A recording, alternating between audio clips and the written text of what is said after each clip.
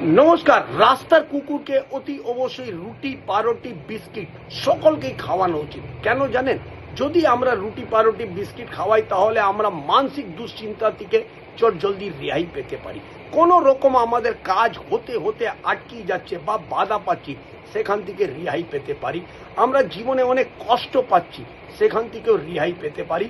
আমাদের টাকা পয়সার অভাব যদি চলছে, সেখান থেকে আমরা চটজলদি রেহাই পেতে পারি। এবং তার সাথে সাথে অযথা কেউ যদি আমাদের শত্রু হয়ে যাচ্ছে, এই শত্রু থেকে আমরা চটজলদি রেহাই পেতে পারি। কেন জানেন?